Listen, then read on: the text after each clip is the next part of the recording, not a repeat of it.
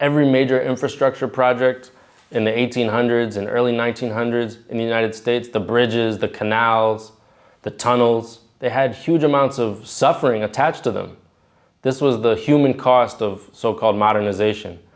And there was such enormous inequality that was generated at that time from inside the US, and then also basically colonialism, neo-colonialism, slavery.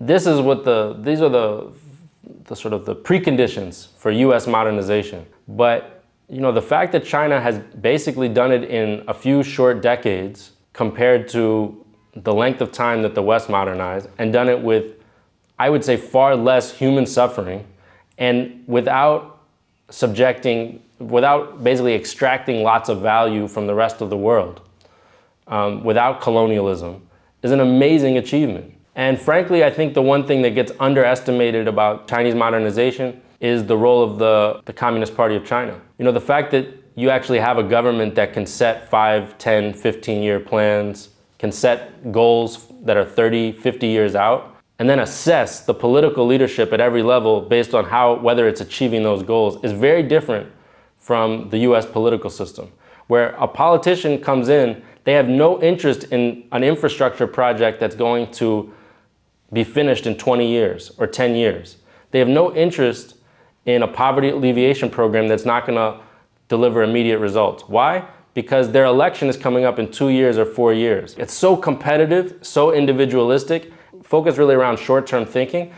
That's the reason why all the bridges are collapsing in the United States, why there's so many train derailments. I think that with the magnitude of the challenges, whether it's climate change, technology, unemployment, all these different things, this is the moment in history where long-term planning is going to be heavily rewarded. I don't think a war between the US and China is totally inevitable. I think it is avoidable, but it's not avoidable unless there's a change in the form of government basically in the United States. I think both parties have a consensus right now that while they can disagree on almost any other issue, that if China is allowed to grow peacefully for the foreseeable future, that means the US will lose its place as the top dog in the whole world.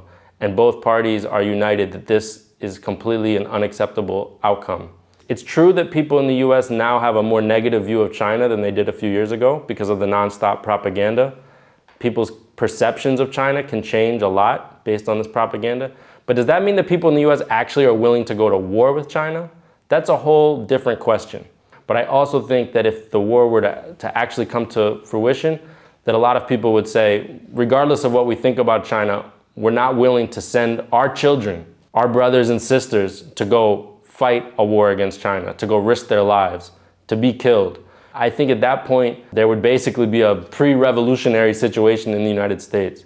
And so that's why I think the US knows this, and they're trying to, instead of have actual war with China, what they're trying to do is increase the pressure on China, to encircle China, to use information war, hybrid war, financial war, to try to stimulate more contradictions inside of China. Once you start to let people know, well, actually the people in China, for whatever criticisms and problems they have and whatever debates there are, and of course there's lots of debates here, they support the government, they have trust in a lot of their institutions, higher levels of trust than we have in the West.